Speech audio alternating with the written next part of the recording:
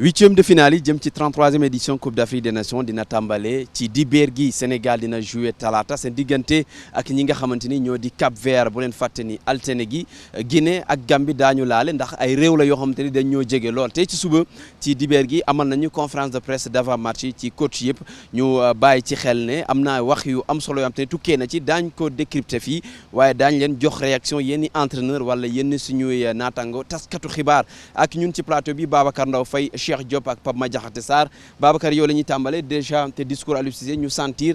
benn continuité par rapport ak méthode bi ñu gis ne moom lay aborder ces discours d'avant match ci adversaire yi surtout respect bu muy am mais réticent ci yenn questions yi nga xam te du ci bëgg a dugg lu bëri. jërëjëf Sékou di jaajëfal ñi ñuy suivre ci chaîne YouTube bu ITV groupe E-Media Invest yëpp conférence de presse d'avant match yi moom surtout ci entraîneur yi dafay bëri li ñuy woowee langue de bois. daanaka dañuy laqatu un peu ci le discours officiel mais souvent mën na am wuute ak li nga xam ne moom mooy li jëm ci match yi concernant Aliou Cissé man je pense qu'on n'est pas surpris ci type de discours bi mu tenir même bu fekkee keroog bi mu ñëwee en tout cas ci fële ci makkaanu ANPS xaw na am un discours un peu plus libéré un peu plus offensif on va dire xawoon na changer tuuti sax ci termes yi on l'a vu attaquer ñi nga xam ne ñoom ñoo koy critiquer ñi nga xam ne ñoom ñooy wax ci avenir am ba attaquer sax li nga xam ne mooy médias européens yi ne dañuy toog fële ci 16e arrondissement di décrypter ak affaire yi donc pour man c'est un Aliou Cissé sax quelque part qui a changé un peu de ton. Maintenant par rapport ak li nga xam ne moom mooy match bi configuration bi naturellement mënul changer parce que li nga xam ne mooy taxawaayu Sénégal si première partie bi muy phase de poule changé wul en réalité Sénégal toujours mu ngi nekk dans une position boo xam ne moom moo nekk l'ultra favori mi ngi daje également des équipes yoo xam ne quelque part dañuy ñëw ak position outsider dañuy jouer sans complexe dañuy jouer avec rien à perdre donc avec un peu moins de pression un peu moins de stress donc naturellement Sénégal côté boobu moom moo am un peu plus de risque bu mu war a wone et ku wax risque wax pression également donc c'est naturel que pression bi gën a bëri ci ndoddu Aliou Cissé. Il y avait Kalidou Koulibaly le capitaine mi woon aussi conférence de presse Cheikh Diop ñu sentir ne par rapport ak matcham il est un peu déçu même si pour moom c'est pas sa personne qui compte su fekkee collectif bi mi ngi dox que ñoom encaissé guñu but et que war nañu mën a góorgóorlu pour dugal ay but on sent que comprendre na difficulté yi nga xam te ne ñoom lañ nekk te liggéey nañ ci parce qu'ils ont eu une semaine pour préparer ce match contre le Cap-Vert. Eh ben, je dirais qu'ils ont intérêt te boo déggee Aliou Cissé de même que Kalidou Koulibaly li ñu mettre en avant mooy le collectif d'abord deuxièmement la solidité défensive de l'équipe parce que bu ñu fàtte ne même si le Sénégal dugalul but yu bëri benn but la dugal c'est très faible même très faible mais encaissé wuñu but ba tey jii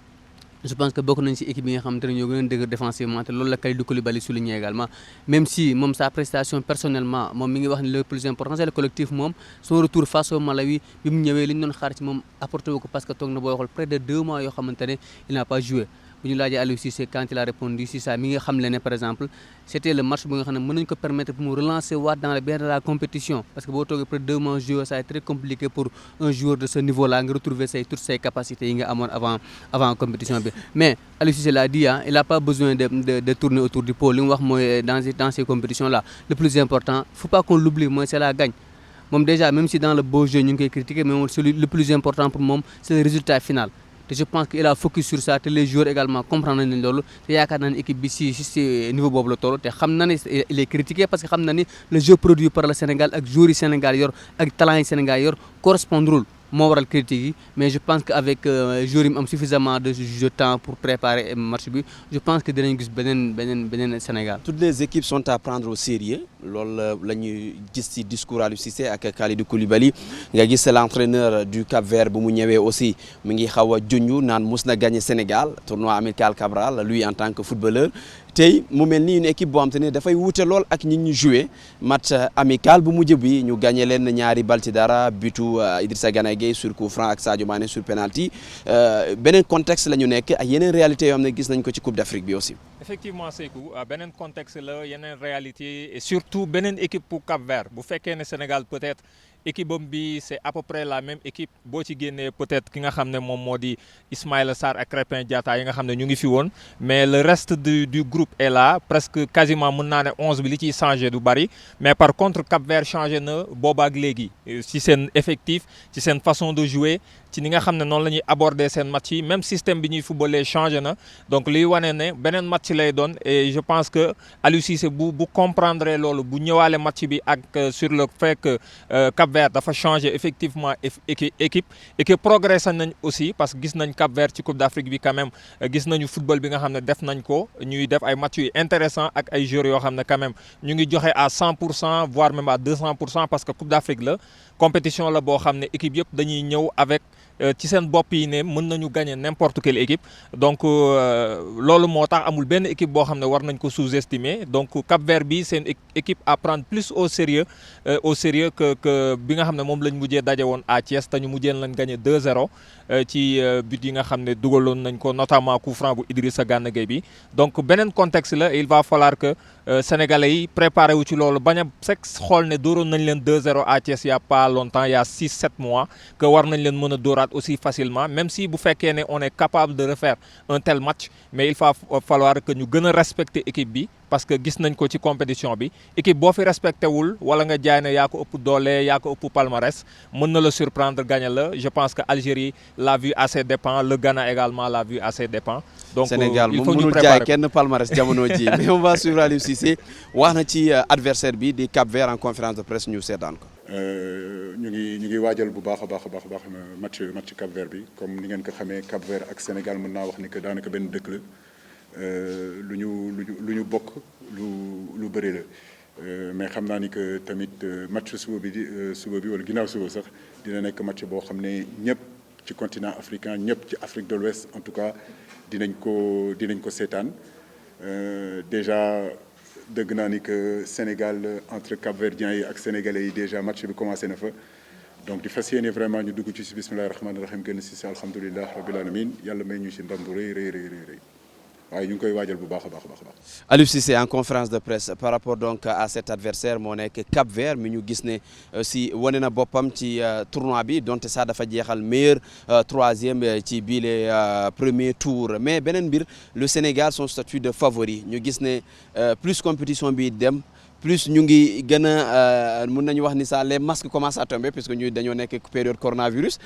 ñu gis yenn favoris ñu nekk ci difficulté l'Algérie est sortie le Ghana est sorti le Sénégal benn but la dugal 5 points ñu gis yeneen réew yi nga xamante am nañu problème bu rëy ñu gis ne jamono ji favoris yi sax bëggatuñ ñu woowee leen favori nañ bàyyi di jouer noonu rek bu ñu constaté discours bu li nga xamante ne moom la Kalidou Koulibaly amal. waaw non favori moom ala kuliyaali mënul ñàkk ci tournoi ndaxte favori moom benn mbubb la bu ñu lay solal rek ça ne te donne pas forcément ay garantie maintenant boo demee ci tournoi quelle que soit compétition sportive bi dina am ñi nga xam ne moom la ñu jàpp ne ci taxawaay bi ñu am ci moment boobu ci effectif bi ñu am wala ci qualité yi ñu am intrinsèquement naturellement dina am lu ñu leen tegee bët wala lu ñu leen en tout cas fu ñu leen yaakaare njort boobu nag yow yaa koy démontrer sur le terrain boo demee course 100 mètres ak Usain Bolt noo mënti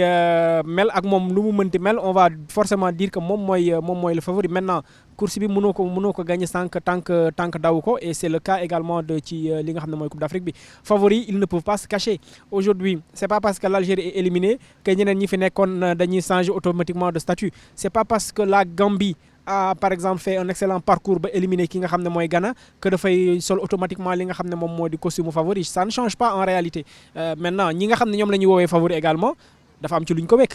c'est sur la qualité de leur effectif c'est sur le parcours qu'ils ont eu dernièrement on va dire ces dernières années wala ces derniers mois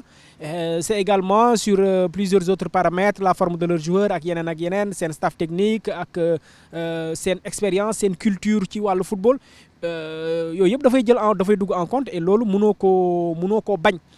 Sénégal mënul bañ statut favori eu égard ak li nga xam ne mooy effectif am Cameroun mënul bañ statut favori am pour plusieurs raisons pour son expérience pour le fait que moom mooy dalal compétition bi ak yeneen fi mu toll nii kenn rek moo mën a bañ statut favori am mooy ki nga xam ne mooy Algérie te ñibbi na donc ñi si des ils peuvent pas se cacher quelle que soit pas les circonstances. D'habitude cher plus compétition bi di dem plus ñuy gis équipe yu mag yi di monter en puissance. C'est comme des dieselistes dañuy gis aussi petit poussé entre guillemets c'est des équipes sensationnelles souvent ci début bi mais dans la durée dañuy sentir benn problème soit c'est profondeur de banc expérience compétition yooyu yëpp aussi dafay commencer feeñ. Bon, peut-être on verra avec les huitièmes, parce que jusqu'à présent, peut-être le premier tour,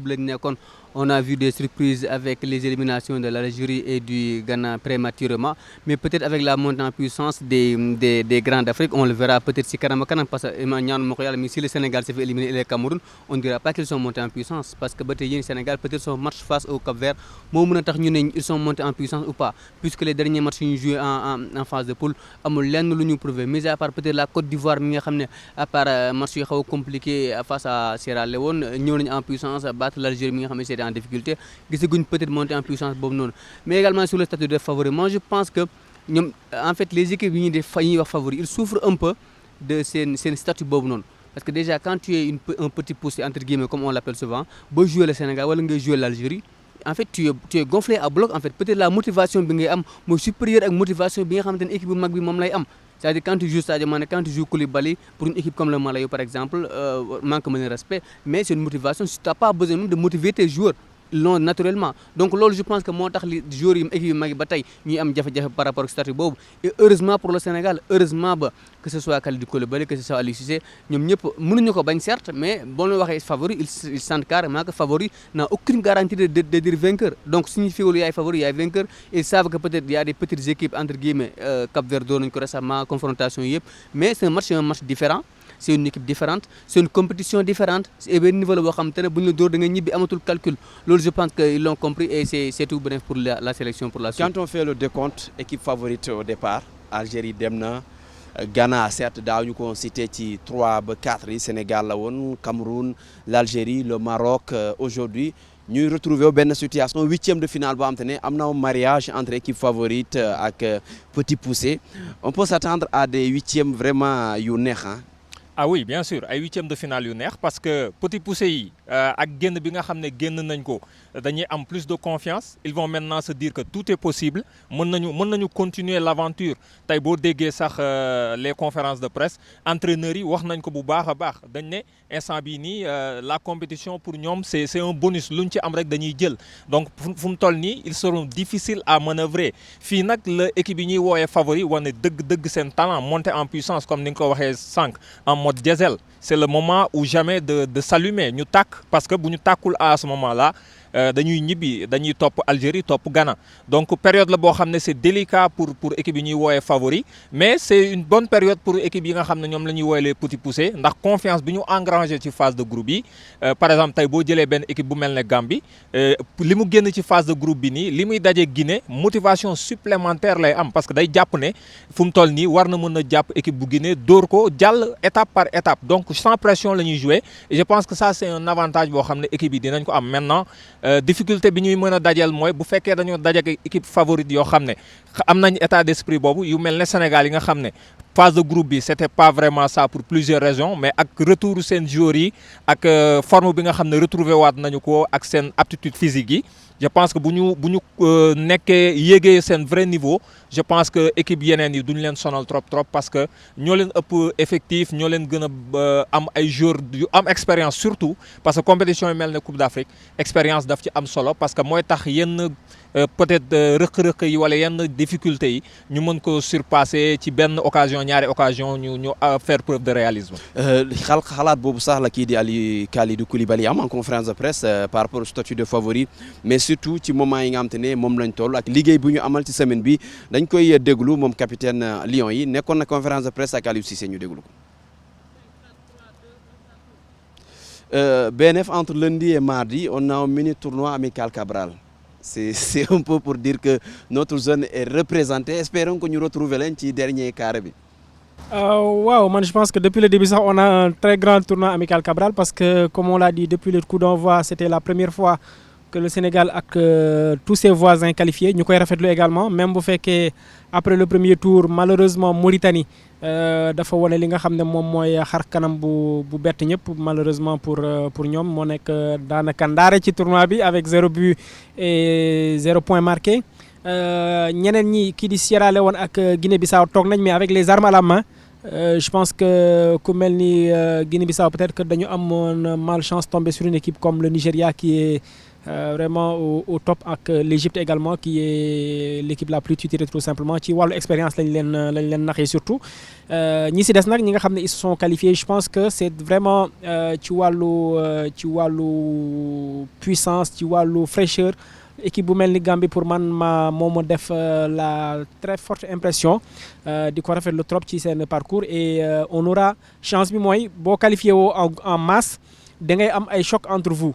et choc yooyu entre vous dafay joxaat encore des chances ci kanam pour man Afrique de l'Ouest dafa amoon benn anomalie boo xam ne war nañ ko régler depuis 2015 ak sacre Côte d'Ivoire coupe bi ñëwaatul Afrique de l'Ouest alors que Afrique de l'Ouest dafa nekk place forte football africain boo xoolee chaque tournoi ñoom ñoo fay ëpp maintenant ëpp fa nag mu ngi am njëriñ bu fekkee au bout da ngay dem jusqu'au bout ñu ngi wax sax sacre Côte d'Ivoire en 2015 mais même avant Côte d'Ivoire Afrique de l'Ouest gëj na ko jël dafa doon jaabante entre Cameroun Zambie Égypte tout ça là donc vraiment il faut que ñu arrêter li nga xam ne moom mooy la mauvaise passe là mu coupe bi ñëwaat Afrique surtout nag suñu zone bi bu mënee ñëw Sénégal encore mieux et pour man le fait que ñu am déjà de très belles affiches vraiment très sous-régionales entre Sénégal ak Cap-Vert nga am ko également entre Guinée ak Gambie pratiquement boo moytul tu as pratiquement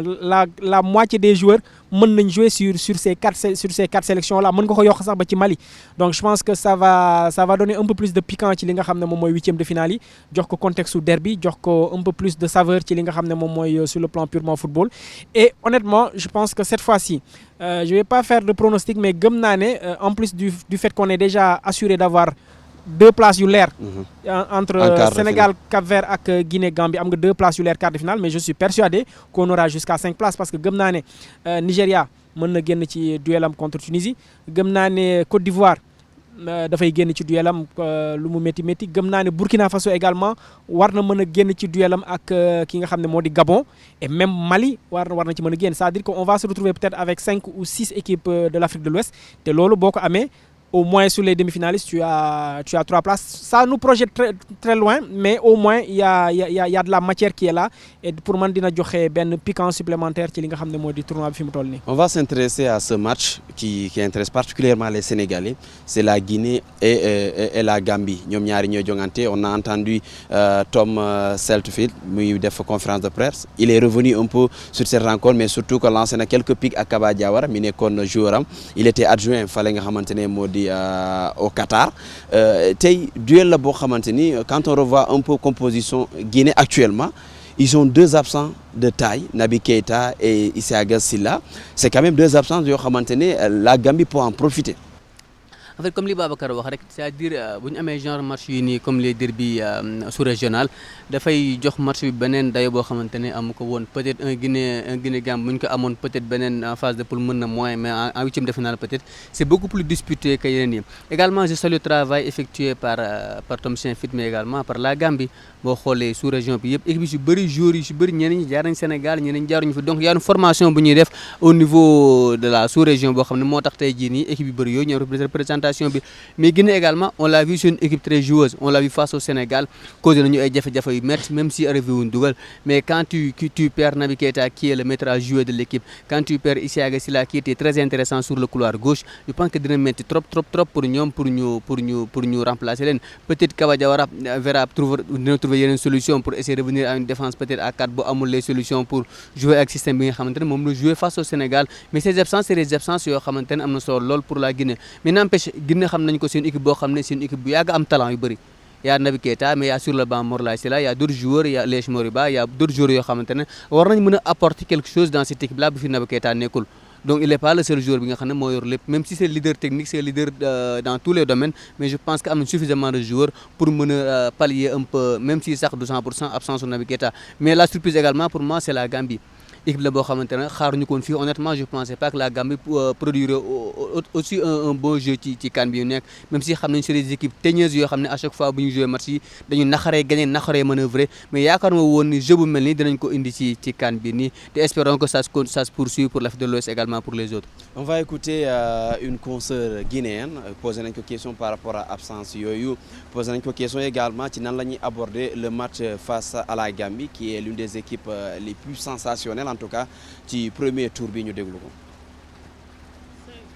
Oui, certes que c'est un joueur de classe mondiale. Il joue à Liverpool, il est champion d'Europe avec tout ce qu'il draine comme distinction personnelle et puis collectif à travers aussi son club anglais. Mais moi, je me dis, comme l'entraîneur il a souligné en conférence de presse, ils sont au nombre de 27 joueurs. C'est les 27 là qui sont venus pour disputer cette phase finale de la Coupe d'Afrique des Nations. Certes, on aura du mal à le remplacer et comme tel, mais de toute façon, il y aura 11 joueurs aussi qui seront contre cette équipe des Scorpions de la Gambie. Et il y a quand même sur le banc de touche du Sili des possibilités, des pièces de rechange, notamment le milieu de terrain de l'Olympiakos Ayibou Kamara, certainement aussi, et qui est aussi un concurrent en tout cas sérieux pour un digne remplaçant aussi de notre capitaine. La Gambie, avant ñuy jël réaction Tom, Pape Madiakhaté, boo xoolee Gambie un peu ci par rapport à composition équipe am déjà on voit Gomez qui était l'un des meilleurs joueurs gambiens ci coupe li nga xam te ne mooy U20 yi ñu amaloon fale sa Thiès, on voit Ablaye Diallo, on voit d'autres joueurs Diardiou yi nga xamante ne jaar nañu Sénégal dafay wone encore une fois que liggéey bi nga xamante ne dafay am ci ndaw ñi bu ñu amee benn suivi bu am solo dafay amal njëriñ parce que mooy base équipe bi nga xamante ne moo nekk Gambie aujourd'hui. Oui, effectivement li valable ci Gambie dama naan sax moo valable ci dëkk Afrique de l'Ouest yëpp boo xoolee de façon générale équipe bu ci am génération bu baax rek c'est parce que da nga ko togg ba ci petite catégorie. On peut se rappeler on peut donner l'exemple par exemple Ghana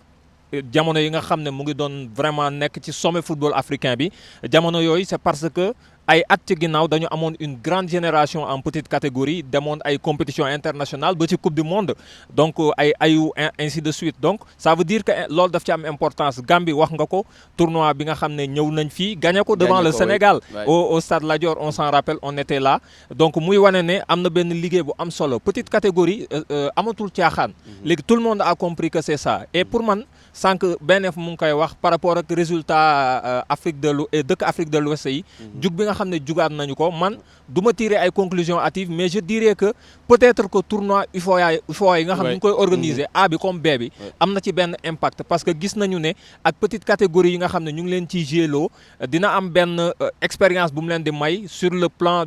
d'expérience en matière de compétition africaine te loolu tey tax na par exemple bi ñuy dugg ci Coupe d'Afrique bi boo jëlee Afrique de l'Ouest boo jëlee de façon globale CEDEAO je pense que on était 10 Mauritanie ak Guinée Bissau ñoo génn ci premier tour bi là il en reste 8 et loolu day wane benn force de frappe boo xam ne Afrique de l'Ouest mën na ci reposer wu ba at yi ñu jëm mën nañu espérer ne ni Afrique maghrébine doon jëlee li nga xam ne mooy coupe d'Afrique yi je pense que Afrique de l'Ouest mën na toll foofu bu fekkee ne bien sûr continuer nañu def liggéey bi parce que il est bien de démarrer également un travail avec la petite catégorie mais dafa war a am suivi te généralement dañuy seetlu ne fii gars yi bu ñu commencé liggéey petite catégorie du am suivi bi yenn joueurs yi dañuy réer ci diggante bi par exemple mën nañ jël exemple Sénégal équipe bi nga xam ne moom moo demoon ci compétition yi weesu bëri na ci ñoo xam ne kenn gisatu leen parce que direction technique nationaux yi defuñu liggéey bi nga xam ne moom moo ci war pour am benn suivi accompagner joueurs yooyu ce qui fait que 3-4 ans plus tard mën nañu retrouver l'effectif en A ñu màggandoo et je pense que loolu day gën a sax yomb ci entraîneur bi nga xam mu liggéey ak ñoom parce que joueurs yi miinante nañu xamante nañu ils ont l'habitude de jouer ensemble et de travailler ensemble je pense que loolu bu ci pays Afrique de l'Ouest yu góorgóorloo fii ak at yi ñu jëm mën nañu def comme ni pays maghrébins yi di def pays maghrébins yi plutôt di def di enchaîner les compétitions di gagner les coupes d'Afrique. Alors on va écouter Tom Saintfiet, il était en conférence de presse d'avant-match moom itam ñëwaat na un peu sur l'adversaire moo nekk Guinée ñu déglu ko ce qu'il pense de cette équipe et comment il va aborder cette rencontre. Maintenant, mon repos doit être un peu diplomatique.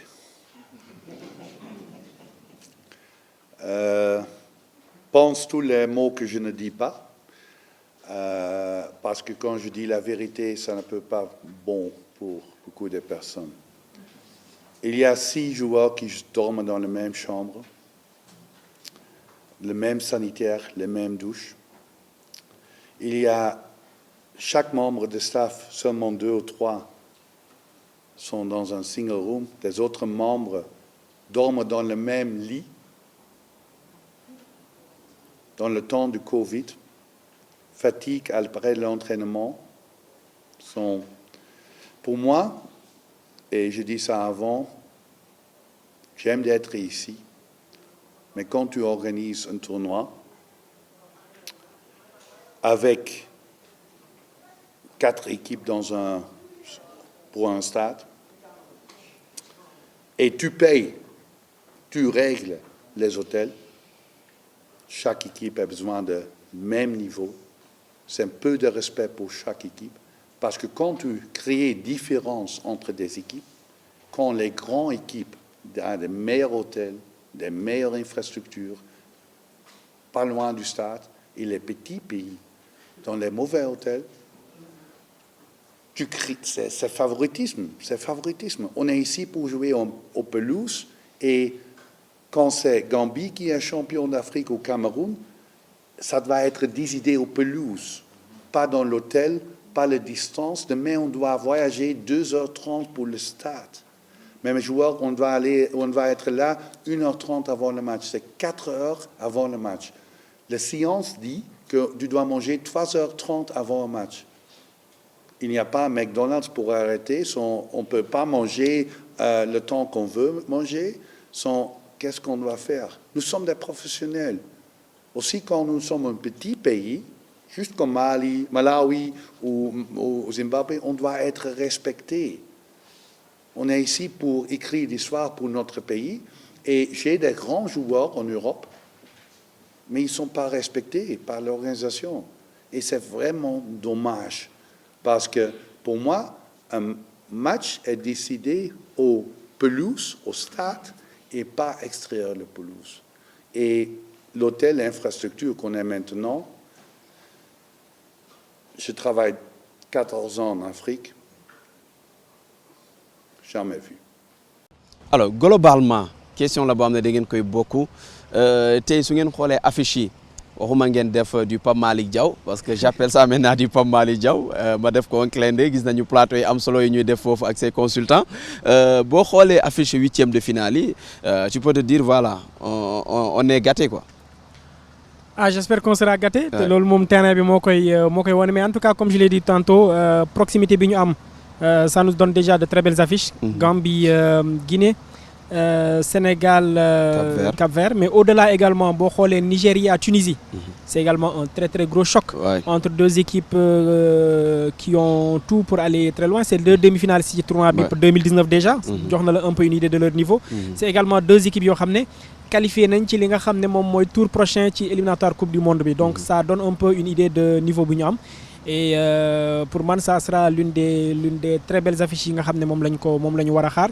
Burkina Faso, Gabon également, ce sera très intéressant à suivre. Ndaxte Burkina Faso, pour plusieurs raisons. Je pense que depuis l'éliminatoire Coupe du Monde, Algérie, c'est une équipe qui est très dynamique, qui est très efficace, a beaucoup de qualité dans l'entrejeu. Nga tek ci également mu nek dans un contexte bo xamné assez difficile actuellement ci dëkk ba fofu parce que ñakul ne xeyna yëg ngeen ko amna ay tensions yu bari sur le plan politique fofu ci dëkk ba les gens parlent même de tentative de coup d'état xawma nu muy évoluer en tout cas mais je suppose que bo nekkee footballeur nga am une délégation à des centaines de kilomètres de ton pays ngay dégg coow yoy mën na am un impact ci li nga xamné mom moy ni ngay aborder ce match donc ce sera intéressant à voir.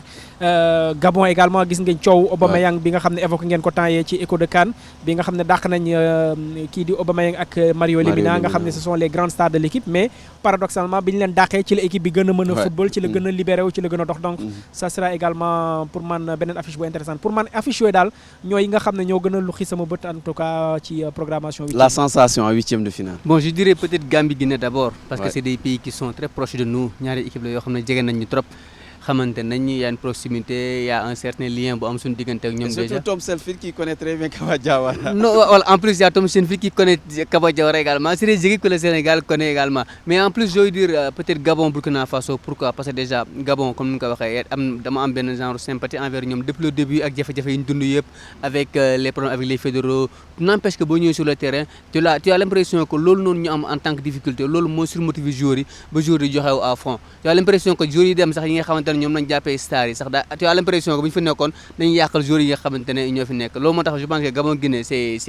Gabon Burkina Faso autant pour moi affiche la boo xam ne ñëpp dinañ ko xaar mais également le match entre la Tunisie et le Nigeria parce que naturellement c'est une équipe boo xam ne bon tout le monde dit que Nigeria mooy peut-être actuellement favori sur lu ñu wane ci terrain bi moom ak un peu Maroc ak Cameroun mais je pense qu'il faut un peu faire très attention à la Tunisie parce que les équipes maghrébines te xam nañu lu ñu capable dans ce niveau de la compétition là am nañu loo xamante ne war nañ ko mën a mënante yaakaar naa foofu noonu c'est du 50-50 pour moi. D'après des rumeurs, Pape, tu as intégré la cour royale des Bamileke. Je suis persuadé que le match Cameroun bi da lay intéressé contre Comores. Oui, bien sûr. Le match Cameroun bi intéressé nañu parce que moom mooy pays hôte bi. Boobu intéressé amul intérêt l'autre est intéressant Cameroun. Non, c'est pas, on n'est pas dans e-sport. Non, c'est une émission pour la chaîne YouTube qui sera sûrement diffusée peut-être à la télé après les élections. Mais Pape, sérieusement, gis naa ni nga jege Cameroun, gis naa la roi bi recevoir la. waxal ci Cameroun lu baax rek. non waaw roi bi moom am na ay bagages yu mëddee sax mais xam naa dama koy denc ba ci kanam quoi. mais wax Sénégal yi jël coupe bi dafay caaxaan. on verra en tout cas loolu lañ bëgg bon de toute façon Cameroun bien sûr équipe boo xam ne ñëpp dinañ ko xaar parce que moom moo recevoir compétition bi donc on s'attend à ce que mu continuer dans cette dynamique surtout ak son attaquant bi nga xam ne actuellement avec 5 buts donc actuellement mu ngi wane boppam bu baax Vincent Aboubacar bi nga xam ne comme j'ai l'habitude de le dire bokkul ay attaquants yi nga xam ne ils sont clinquants bokkul ci attaquants yi nga xam ne dañ leen di faral di tudd trop mais il est efficace il est sérieux et dinañ ko bàyyi xel bu baax a baax surtout cette tamit équipe camerounaise mais je sens que plus muy dem plus pression bi dina gën a diis ci ñoom man loolu la foofu laay xaaree équipe bi ndax dina am cette capacité de pouvoir résister à cette pression là parce que recevoir ba pare di jouer à domicile gis nañ Égypte bi passé c'est pas toujours évident que cela mën na am aspect positif avec aspect li nga xam ne moom masse populaire bi supporters yi ñëw encourager la mais mën na am volet négatif également par rapport ak pression bi nga xam ne dafay am mais de toute façon on sait que Cameroun équipe bu yàgg dem Coupe d'Afrique la bu ko yàgg jël la am nañu expérience c'est un pays de football donc pour man ils sauront gérer cela jusqu'à quand on verra bien mais match Nigéria Tunisie bi match bu ma intéressé la aussi parce que pour man c'est deux équipes yoo xam ne équipe yu mag lañ demi-finaliste d'abord CAN bi passé Tunisie à chaque fois du doon équipe bu ñuy xaar mais souvent day sori ndax équipe la boo xam ne tamit duñ koy faral sax tudd ci favori yi Nigéria pour man ba fii CAN bi toll man ci li ma seetaanagum moo gën a wane football bu cohérent football bu discipliné autant sur le plan défensif que offensif ak rythme bi nga xam ne dañ koy joxe donc pour man équipe la boo xam ne aussi pour man c'est une équipe à suivre la ci compétition bi ku dajeek moom pour man say nelaw war naa jeex. Alors pour terminer on fera du fact-checking sur cette affaire cette rumeur ak Comores yi nga xamante ne am nañu 12 cas Covid mais surtout am nañu wax ni Tunisie dañoo defoon contre-expertise est-ce que Comores duñ ko def coow li nga xamante ne am na ci cas Covid yi am nañu jàpp ne aussi mbir mi dafa teddeewul njegen jaaxaañ naay am na en tout cas li fi xaw en tout cas par rapport ak légitimité les tests waa chef je sais que c'est compliqué mon wolof mais en tout cas il y a eu des rumeurs par rapport au fait que li nga xamante ne mooy Cameroun du am cas Covid et que Comores am 12 yenn yi am. waaw loolu coow li bari na ci trop mais pour rassurer rek ñi nga xam ne ñoom ñooy suivre en tout cas vraiment je pense que ba tey jii en tout cas pour avoir suivi cette affaire de très très près li ma leen ci mën a wax déjà concernant Comores mooy effectivement ils ont eu 12 cas de Covid. Mais ci 12 yi c'est 9 joueurs plus 3 membres du staff jot naa wax ak un membre du staff technique de Comores juste bi test yi amee mu confirmer loolu et puis ñoom sax seen li nga xam ne mooy seen médecin bi wax na ci d'ailleurs gis ngeen ko ci chaîne YouTube bu ITV mais li ñuy mën a wax rek mooy effectivement les cas am na mais xam nga test yi dafa am protocole te protocole bi dafa wax ne 48 heures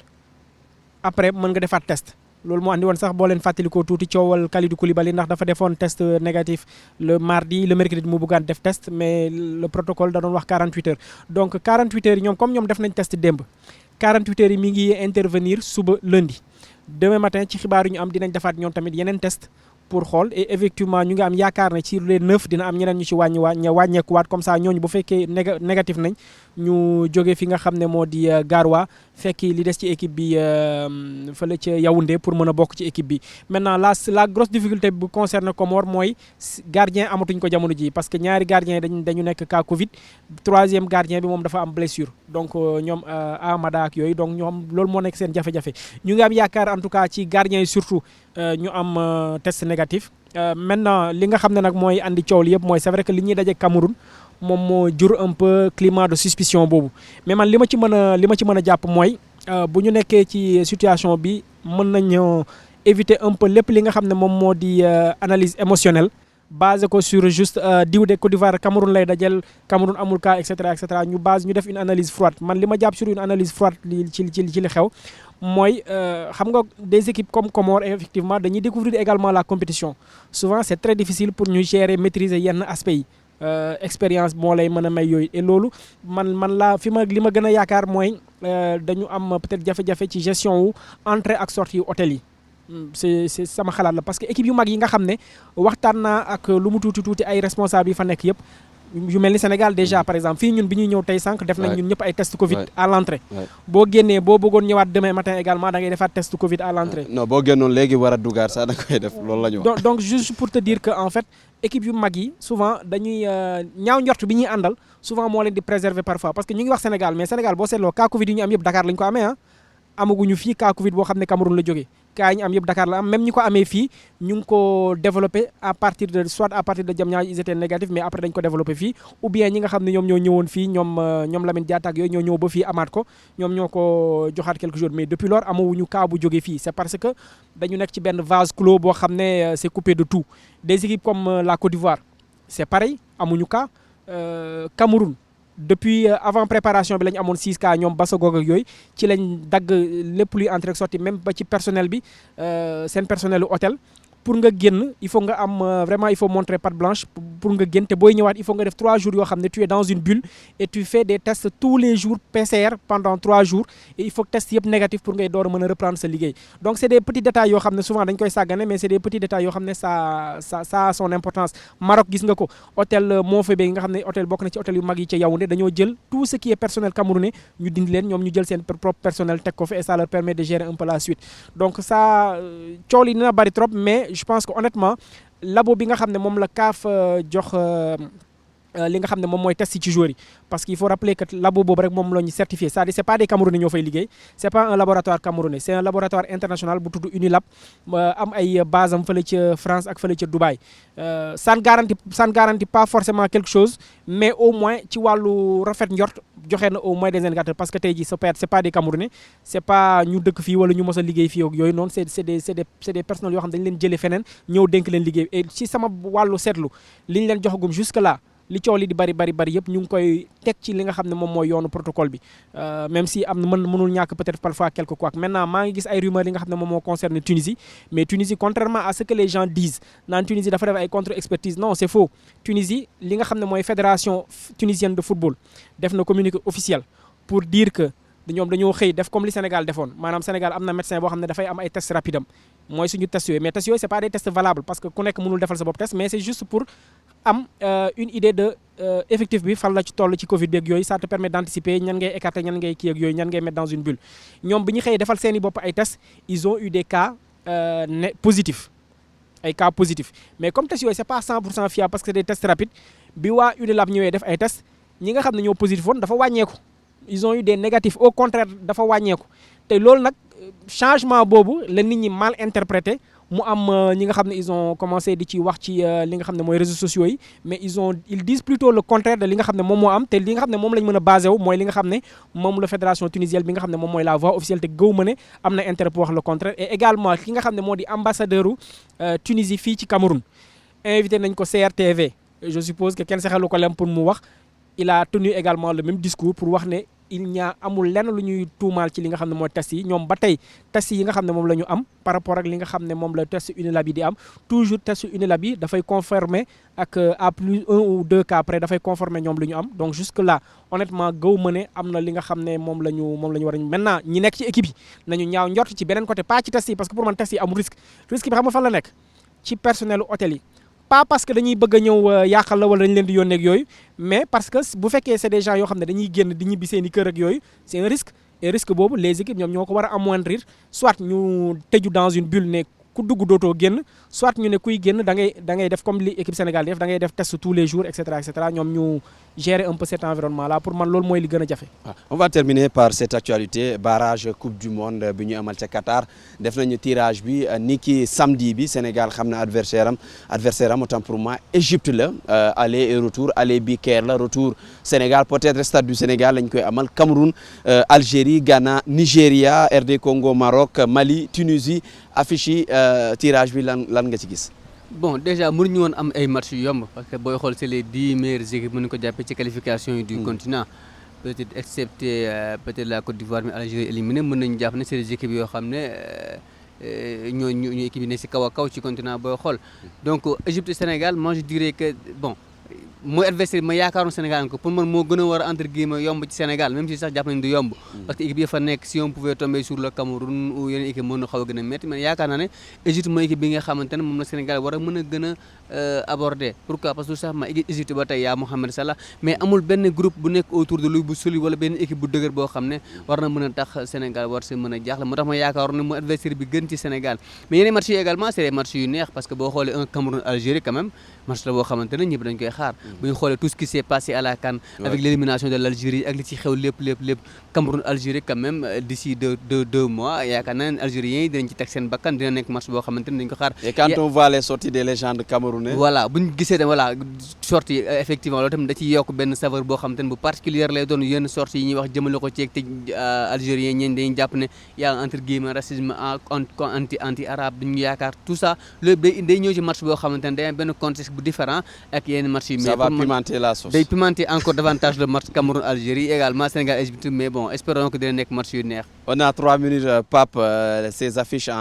pour les barrages de la Coupe du Monde 5 équipes ñoo war a def c'est malheureux pour l'Afrique parce que quand on voit aujourd'hui on est obligé que mu nekk Égypte wala nekk Sénégal alors que ce sont 2 équipes yoo xam te ne waroon nañu mën a représenter dignement Afrique ci Coupe du Monde bi ci loolu. bi ma gisee tirage bi loolu laa njëkk a remarqué loolu mooy sama regret. ci tournoi bi c'est-à-dire que c'est dommage que l'Afrique dina privé boppam 5 grandes nations ci coupe du monde bi nga xam ne moo war a am Qatar alors que xëy na peut-être on aurait pu avoir au moins 2 ou 3 de plus c'est ça qui est dommage ci li nga xam ne moom mooy tirage au sort bi mais c'est comme ça c'est la réalité il faudra attendre ba coupe du monde bi ci toppaat ngir ñu mën a am un peu plus de nations même bu dee ratio bi ce sera plus pour les autres mais ay match yu neex lay doon ay match yu disputés Sénégal Égypte voilà pour man le Sénégal n'a pas à avoir peur de l'Égypte parce que pour man intrinsèquement sur le plan de l'équipe et de l'effectif Sénégal pour man war na mën a jaar ci kaw Égypte Cameroun Algérie ça promet d'être très très très chaud ak déclaration yi am. Je disais démb sama collègue bi ma ne ko su ma doon Camerounais pour juste pour sonal ñi nga xam ne ñooy Algériens yi dama leen di delluwaat Japoma. Voilà. match retour bi Algérie la. match retour bi Algérie la loo leen def aller dañ koy multiplier par 10 en tout cas on a vu des sorties des légendes camerounaises yu mel ni Antoine Bell et autres en tout cas c'est des sorties yoo xamante ne yu mat a bàyyi xel la il y a une légende aussi sénégalaise boo xamante ne Henri Camara qui a joué contre l'Égypte le temps est presque terminé Serigne Saliou Babacar ñu may def signe mais il faut ñu déglu commentaire Henri Camara souvenir bu mu am ci Sénégal Égypte laata may jox Babacar mu wax ci affiche barrage coupe du monde. su mel ni Sadio ak Salah dañu war a chaque fois di génn di wax. waaw parce que ñoom gars yi monde bi dañ di déglu donc Sadio Salah Kalidou Koulibaly Gana Gueye ñi nga xamante ne bon instant yi dañ ne ko topp Mahrez ñoo ñëpp dañu war di wax pour gars yi calmer gars yi quoi wala ni ñun Afrique am nañu gëdd quoi. Alors Babacar affiche yi c'est des matchs qui seront âprement disputés sûrement parce que ku nekk benn chance nga am pour mun a qualifier ci coupe du monde bi aujourd'hui quand on voit le Sénégal objectif bi léegi qualifier ci coupe du monde obligation la dem na ba nekk obligation parce que Sénégal niveau bu mu nekk peut-être yeneen réew yi nga xam te ne aussi Algérie c'est une équipe presque condamnée boo xoolee situation bu mu nekk la qualification de en cette coupe du monde dafay sauver lu bëri ci réew mi et surtout ci seen entraîneur bu fekkee toog na ba foofu.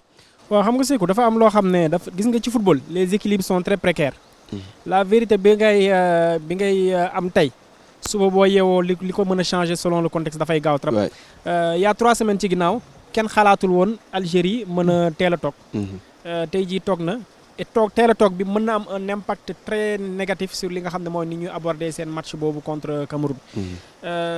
Parce que justement seen premier match. Ils avaient dominé gagné wuñ ko loolu moo leen dugal ci doute donc facilement mën nga dugg ci benn situation wala beneen situation en fonction de li ngay def moo tax pour man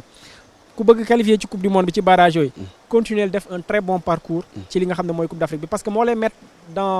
ci benn condition de sérénité de confiance et nga bañ a nekk dans le doute parce que ñaanuma ko yàlla mais équipe bu ci toog 8e de finale mais si en tout cas sur les grands favoris la équipe bu ci toog 8e de finale mais ci crise ngay dugg cool yi dina bari dàqal coach bi joueur bi nangam doute bi dugg facilement ça change beaucoup de choses ci li nga xam ne moom mooy le match là équipe bu mel ni RD Congo ñëpp a ngi koy fàtte bàyyiwuñu ko xel parce que kenn xamul ils seront pas qualifiés ci coupe d'Afrique bi mais ils sont qualifiés ci tour de barrage boobu ils ont le temps de se préparer de voir les autres équipes jouer de voir seen adversaire ak affaire yooyu nekk ci un peu à l'oubli alors que ñeneen ñi ils sont un peu dans le dur directement ci li nga xam ne mooy CAN bi donc c'est plein de paramètres yoo xam ne mënoo ko maîtriser en réalité da ngay def météo rek on va dire mais pour man le véritable indicateur mooy li nga xam ne moom moo koy déterminer mooy parcours bi ngay def ci CAN bi maintenant on va avoir de très belles affiches sama gars yi tudd nañ ko sànq et pour man Sénégal warul mën a nëbbatu quel que soit le niveau de l'adversaire Égypte c'est une très belle équipe mais à l'heure actuelle warul mën a nëbb mais encore une fois la priorité nañ ko def ci CAN bi boo réussir sa CAN rek ça va être une formalité pour la suite. lii lañ leen indiloon ci seen numéro bi émission spéciale la woon ñu war a waxtaanee équipe nationale bu Sénégal mais 8e de finale yi en général wax nañ ci lu yaatu wax nañ ci